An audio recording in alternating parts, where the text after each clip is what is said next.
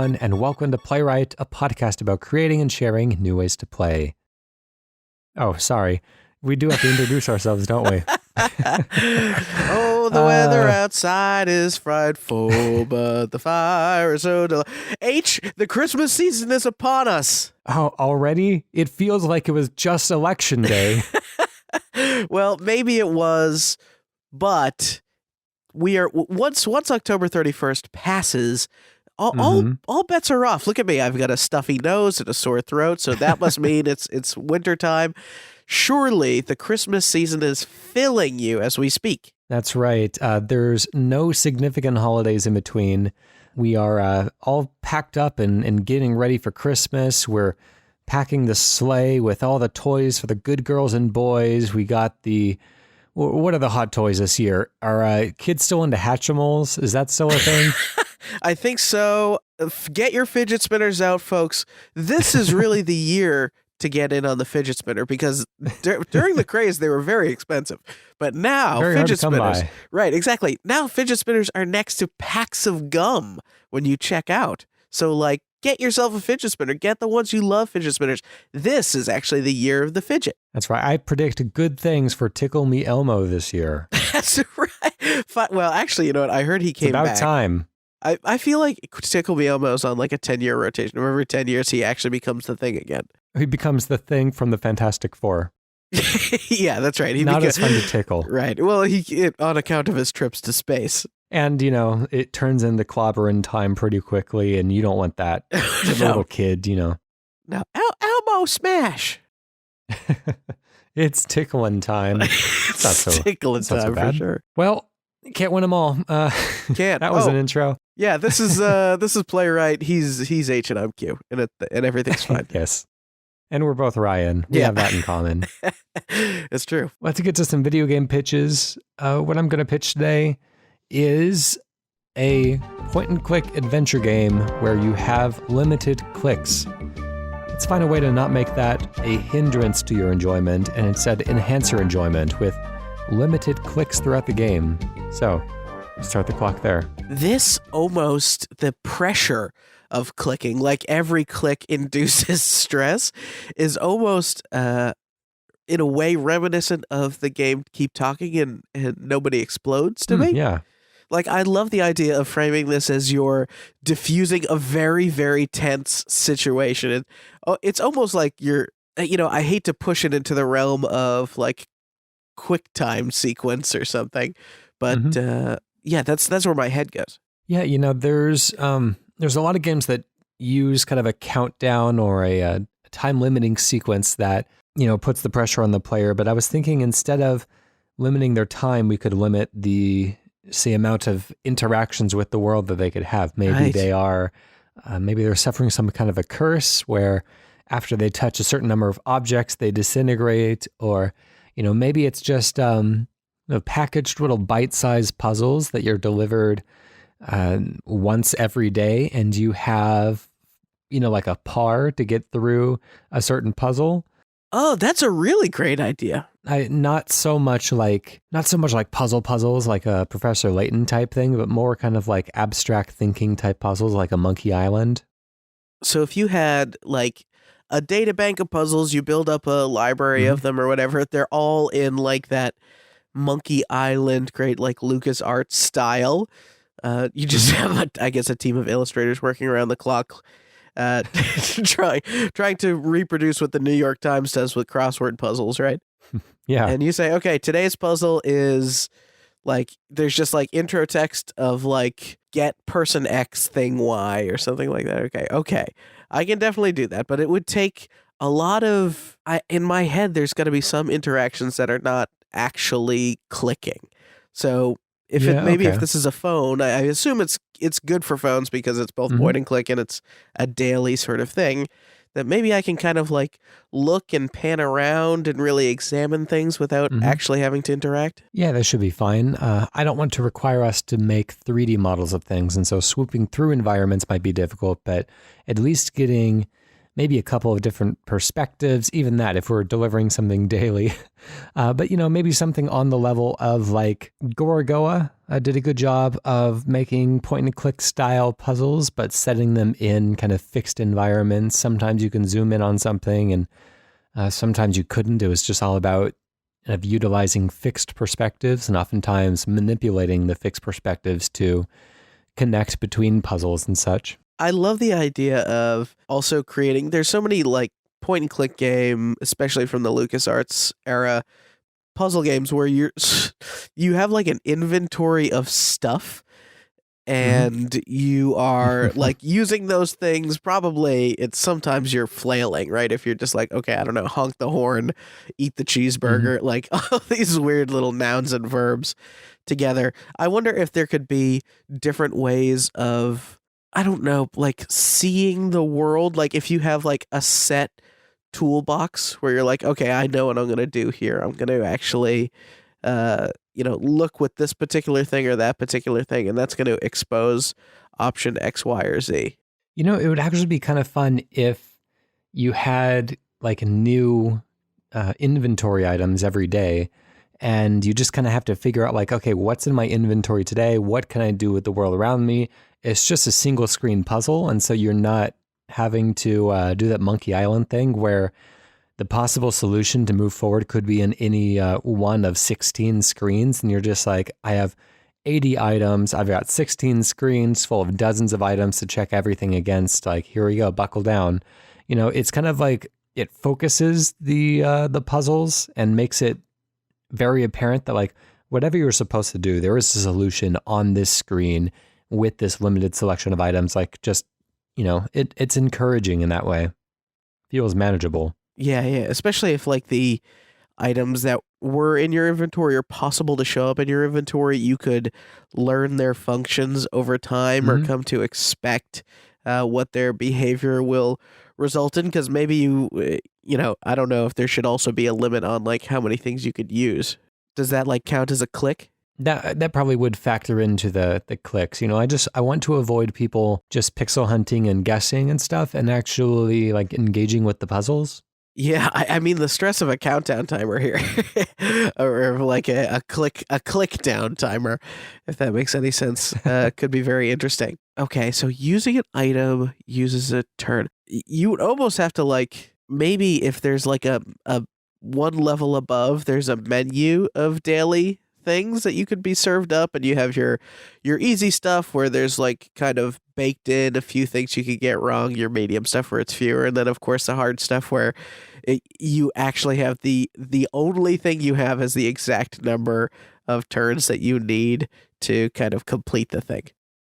Yeah, maybe you can kind of set your own par and get more points or rewards or something out of it if you obviously that leaves it open to being exploited if people just look up the answers online or share the solutions with their friends on social media. But if it's not a competitive thing, if it's just kind of an honor system thing, like if you are only personally rewarded, then you're only really cheating yourself.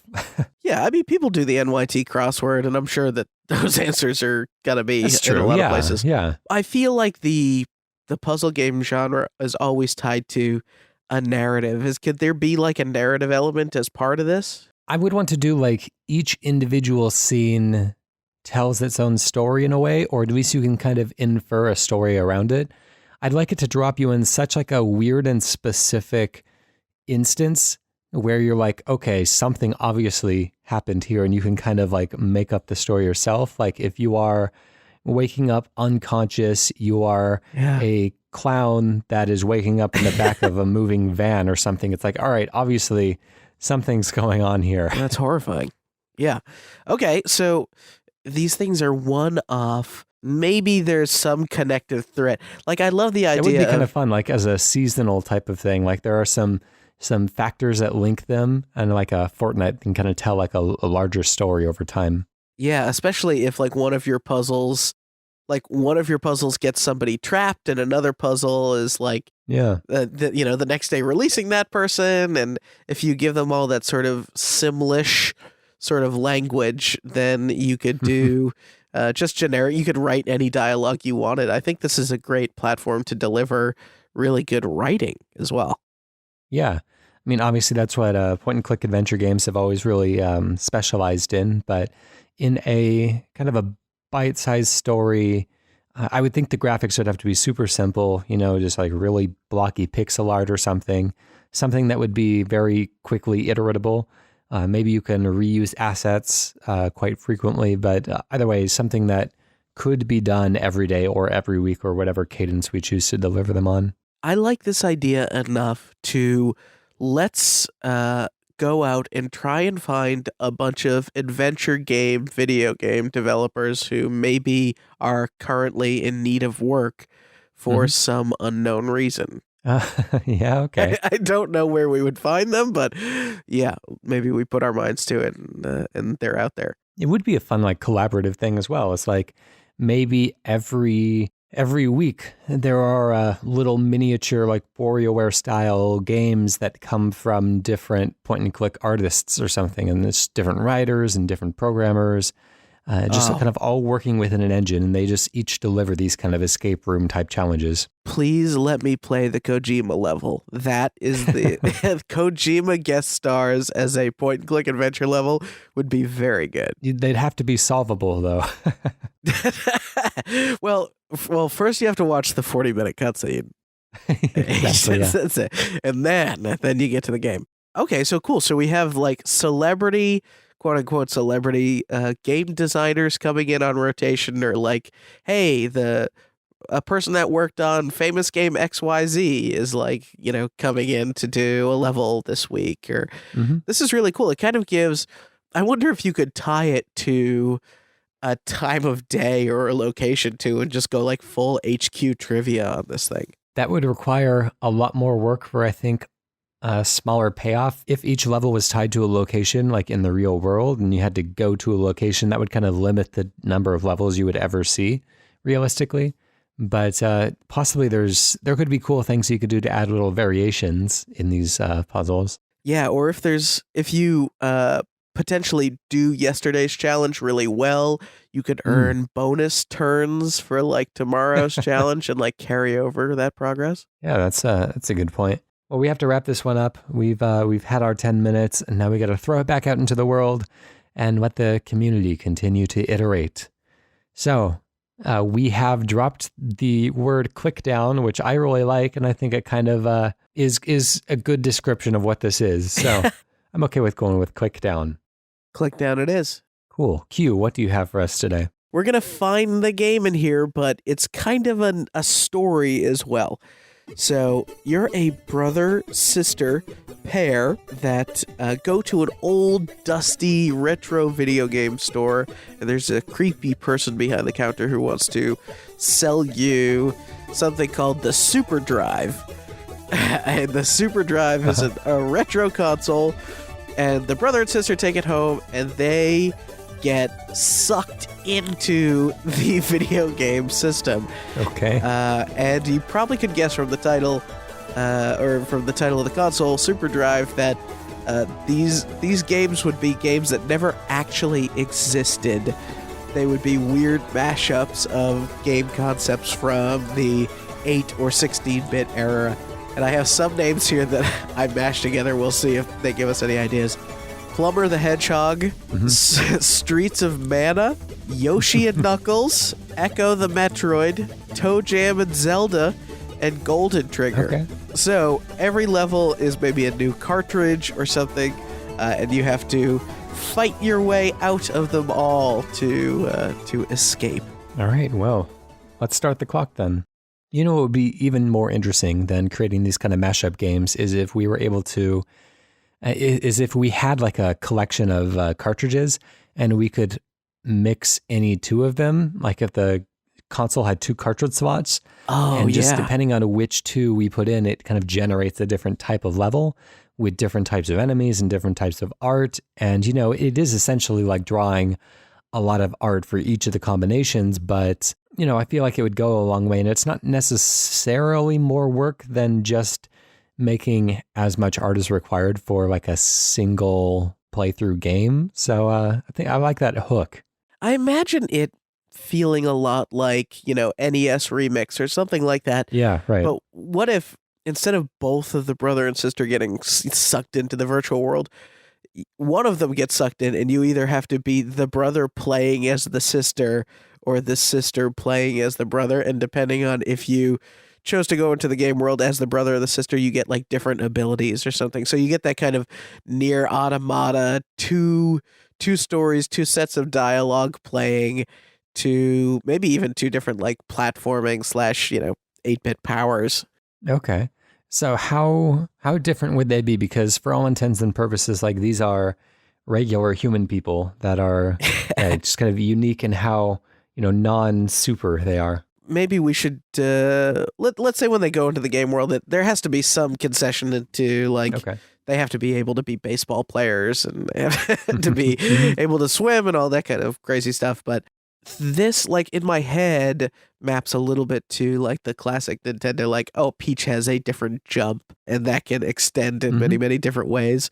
Maybe that means that like the brother has a different pitch and or the sister has a different swing, and they swim different, they have different movement speeds. Potentially one is more difficult than the other. I like the idea of the sister having like a lot of like really challenging levels, and the like brother does not understand why they're so tough for her. But the idea of like when one is in the game and the other is outside the game, they kind of banter back and forth, and you get this kind of real world, high quality narration, the same way that maybe you've talked to your television before while you're playing a video game.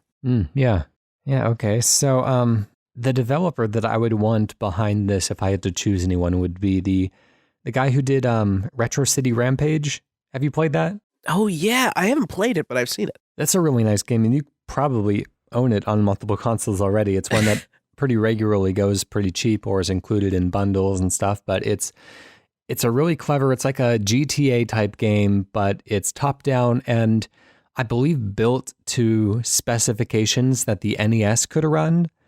Oh, wow. Like to very obsessive degrees. If a recap that I had heard of a PAX talk is any indication, but it's a really clever game. It's really funny. The mechanics themselves are pretty satisfying. Nothing like outrageously special, but they're very adaptable as well. And it puts you inside like parodies of different types of games, and it doesn't vary the gameplay like a tremendous degree, but there's still a fair amount of kind of taking on those roles and going from world to world. And there's a lot of like really clever mashups between video game parodies and stuff. And so I feel like that fellow would be ideal for a game like this.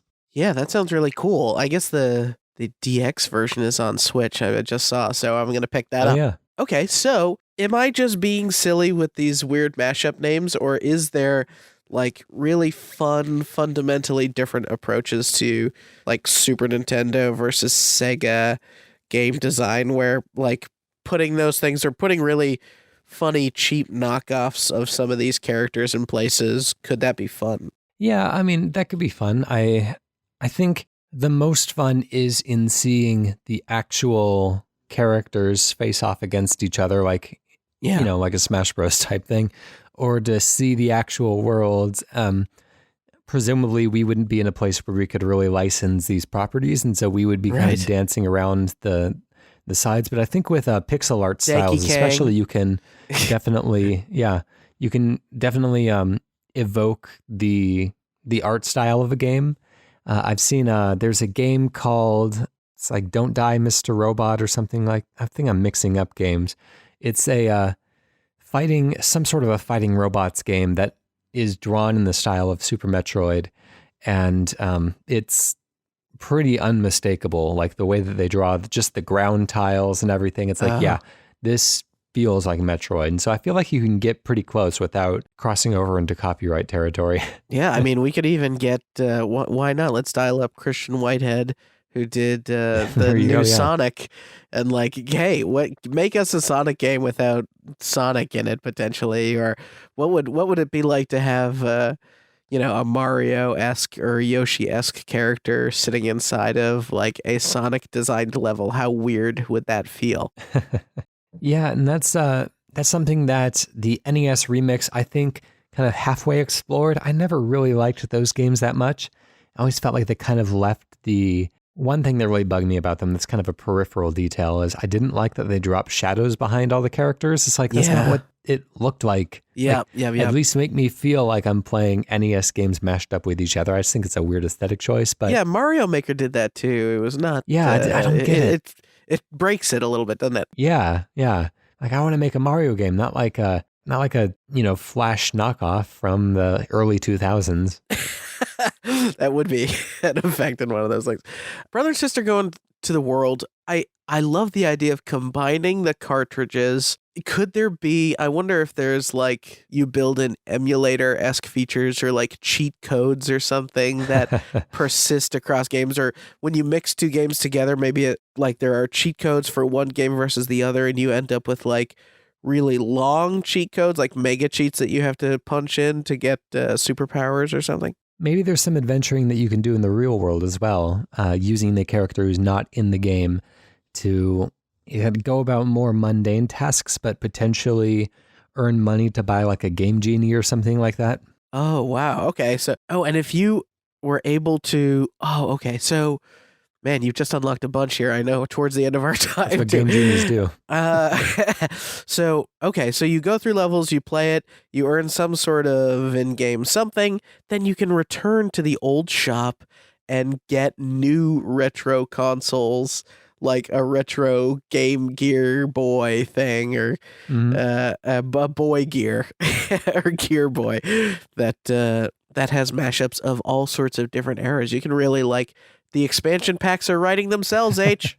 I mean, even if you just add one more cartridge to the mix, like that's, combining with all of the others, like that's a lot of new content that's being added in. Oh, I like that. I even like the idea of simulating how I used to, buy and try games, which is maybe you could only rent the cartridges and you have them for a set period of time. Okay. I mean, if this is all about kind of mixing them together, then I don't want somebody to lose a cartridge and then think later on like, oh, I wish I still had that old one so I can mix it with the new one that I just got. Oh, go back to the store, spend some money. That's all we need you to do. Go. You can take out spend 3 at a time. I used to work at Blockbuster. I'll tell you all the tricks. All right. Well, let's close that one down and let's come up with a name. I feel like you've got names already, so. I was calling it Super Drive, but I like the idea of maybe naming it after the shop in some way. Is there a good name for a good pun in retro gaming for a shop? Let's see. I feel like a Blockbuster pun would be appropriate, like Bitbuster or something. Oh, Bitbuster's good. Wow. All right. God, right out the gate. Jeez. Okay. Bitbuster. I love it. We do always edit it to make it sound like it's straight out the gate anyways, so. Perfect. All right. Well, that is Bitbuster. Let's go over to our community and hear what you have to say today. This comes from Mike Esguerra, who is a longtime listener, first-time writer. He introduced himself. He says, this past summer, I taught English in Canada to a class of visiting high school students who were mostly from China. For one of our activities, I had the students work together to design a video game. The game that they came up with was a thinly veiled copy of PlayerUnknown's Battlegrounds. The main distinguishing feature was that it took place in a school. Okay. When I suggested adding teachers as hero characters, the students changed the idea into having teachers as boss characters that were worth a ton of points of taken down. I imagined the game could work using the smaller space of a single large school or campus and a smaller number of players than PUBG. What other changes could you suggest to make this idea stand out in the crowd of Battle Royale games? Keep up the entertaining and imaginative work.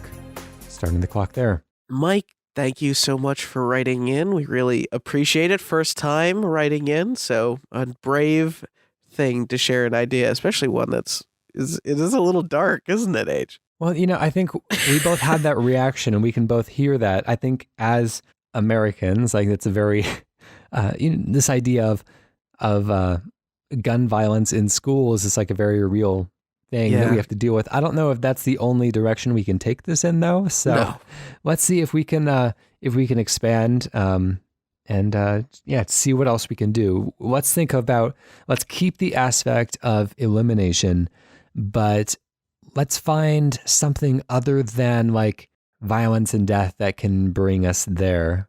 Well, okay, so let's go through the sort of school video gamey activities. Maybe Rockstar's Bully can help us with this. How many like pranks could you pull with like school kids or something like that? Like causing havoc around the school, like getting in trouble in the science lab, that sort of thing. Yeah, I'm trying to think about elimination though. Like what would cause somebody to be eliminated in a prank war?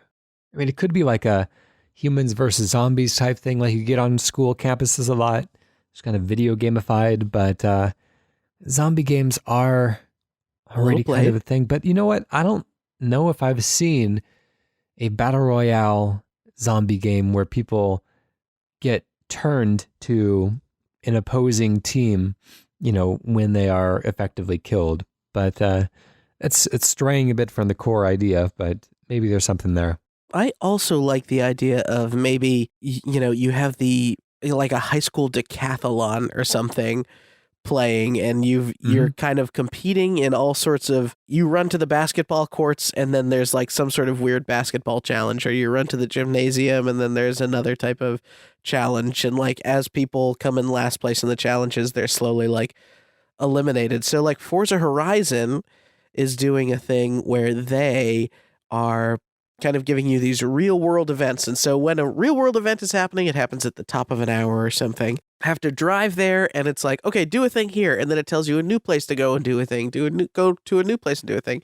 I wonder if a round could feel a little bit like that, of school kids mass rushing from one place to the next and instantly competing in something that they might not be that great in. Okay. Let's also think about like what could we do to make this feel like regular school type activities, A school as just an aesthetic setting is interesting, but if we can incorporate some aspect of like school life as well. I mean, we should tap the Persona games for this. Can we take tests or something? Yeah, sure. Or I guess even in Bully, you had to go to classes and perform kind of like mini games to allow you to progress. Maybe it's about the entire school grades everything on a curve for just being the best student, and it's a combination of doing your homework and gosh, I have a hard time making this fun in my head though. That's the thing. I want something people can jump into. 100 people would want to play at the same time.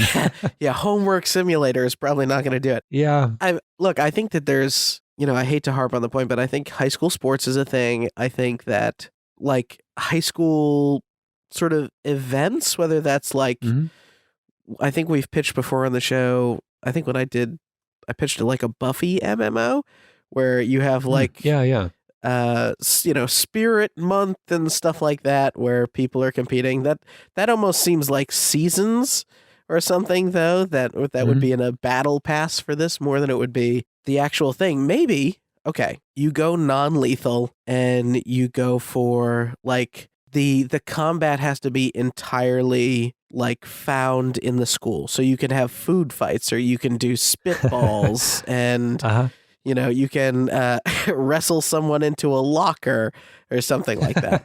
It's kind of like Hitman in that way, where, you, as long as the body is no longer visible, they are essentially out of the match. Yeah, right. If you get a wedgie, or you get turned upside down and dunked into a toilet, so there will be like, I hate to use this term, but there's contextual spells, depending on the environment. So as you're like rummaging through lockers or something to try and find a spitball weapon, or like mashed potatoes from the cafeteria to like launch on a spork, you are also putting yourself in danger in those locations. You could be, potentially stuffed into a locker. Maybe you get a swirly, whatever. Yeah. Yeah, I can see that working. So it is essentially kind of like a prank war. You have teachers as bosses, though. That's interesting, because you wouldn't give a teacher a swirly, but there may be ways to conspire together. And maybe, it is kind of an every man for himself type thing, but also the teachers, kind of like in Monster Hunter, require multiple people to effectively take them down. So you have to form kind of like an unspoken truce for a little while and work towards a common goal that benefits everyone who contributed to it. And then they are better equipped to handle everyone else around them. Whereas they are also entrusting these random strangers, kind of leaving themselves open to being betrayed. I like the idea of the teachers almost being like the 4 ghosts in Pac-Man, where maybe they each have different levels of or different AI and different aggression levels. So you get one teacher who, like, the math teacher is going to be one of the worst, right? Like, or even better, you encounter the principal or the vice principal, and they're like the hardest ones to take out in the game. I could see a principal or vice principal being like an aggressive figure, but I also kind of like the idea of teachers being like non-aggressive and just kind of difficult to effectively prank. Like, I want the challenge to come from whether or not you can trust the people that you are conspiring with, and not so much the challenge of taking down the teacher. It's that you need other people, but you don't know the people around you and whether or not they're cool. Okay, that's pretty good. What? Okay, ready for this? The teachers, if it takes place in a high school, the teachers get levels of difficulty assigned to them based on, freshman, sophomore, junior, senior. Mm-hmm. And those teachers, you can't maybe attack someone else in front of a teacher. Like, the teachers are on patrol or something, and you can't actually be caught by one of the teachers, or else they'll chase you down for a hall pass, and you'll have to deal with, a teacher chasing you that could catch you, and the enemies, the other school kids at the same time. And then maybe you become easier to prank at that point because he's just distracted with you. It's going to ignore everyone else's pranks if they are in pursuit of somebody, even if they intentionally like take out the person that they're pursuing. So that's kind of the danger in alerting a teacher. Oh yeah, and you can try and like get a teacher or a school kid off your back by like sitting at a desk and trying to blend in. Mm-hmm. But if you sit down at a desk that has one of those whoopee cushions on it, you're out. Yeah, I think that works pretty well. What are other good pranks? I mean, there are some pranks that are kind of like pranks on the school, not necessarily pranks on the people, but they could be like area of effect pranks, like letting a farm animal go in school or something like that. Yeah, or God forbid, I feel like you don't want to encourage bad behavior, but at the same time, like pulling a fire alarm could be a very interesting event in this game. Requires everyone to be funneled out of very specific areas, might distract teachers. That would be interesting if you could pull a fire alarm. Or at least get on the loudspeaker and like, the principal's out of their office, so you can get on the loudspeaker and like tell everyone school's out, school's dismissed, and now you empty all the kids in the building and people can't blend in, that sort of thing. And teachers are distracted, and so they'll stop pursuing whoever they're pursuing. Maybe if you had an ally who was being pursued, you could pull a fire alarm or make a loudspeaker announcement to get them out, to take the attention off of them. You know what we've just done here, H? Levolution. We've introduced levolution to this whole thing. We invented it. All right, well, let's close that down, and let's come up with a name. Let's dismiss that. Come on. You're the master of this. School's out for summer and forever. What are we going to call it? Fast Times at Prankster High? Oof, that feels bad. How about High School Abusical? Oh, no. H, really? Are we going to do that? That's a decent pun. You have to at least admit that. I've got a pun for you. This is an H level pun, I think. I think I'm about to deliver you, make your mind explode. Here we go. Varsity Bruise. Varsity Bruise. Is that like a Varsity Blues? Is that a thing? It is. I feel like I'm just peripherally aware of. What is that originally? Friday Night Fights? What do we have to do here? Okay. If you I can don't know. vouch for it, then I'm okay with that name. Those are words that I don't often see in video game titles, and that's sometimes the mark of a good name. Maybe it could just be Varsity Party or Varsity Battlegrounds or something like that. I don't know. Varsity Bruise Violence. is pretty good, though. Varsity Bruise, yeah. Yeah, I'm okay with that. Let's do that. That is Mike Esguerra's Varsity Bruise. That is bruise like the bruise you would receive if you hit somebody? Oh, no, that's wrong. No, just kidding. You're right. Okay. All right, well, that just about wraps us up today. If you would like to submit a pitch like Mike did today, then you can email us like he did at playwrightcast@gmail.com. You can go to our website, playwrightcast@gmail.com, or you can tweet us at, no, wait, did I say that right? playwrightcast.com. That's, I think I said Gmail in there again. Wow. Well, right. Hey. Go to our website, playwrightcast.com/pitch to go straight to the pitching portal, or you can tweet us at playwrightcast.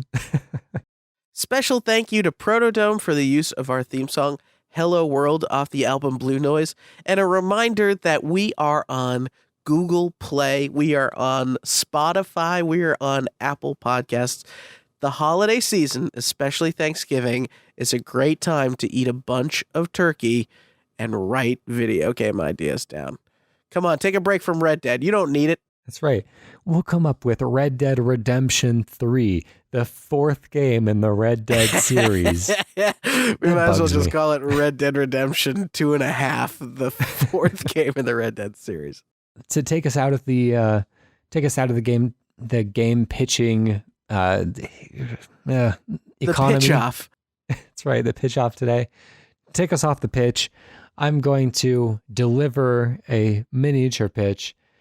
And what I want to do is a game where you steal the souls of mythical creatures and collect. That's just Pokemon, isn't it? Well, whatever.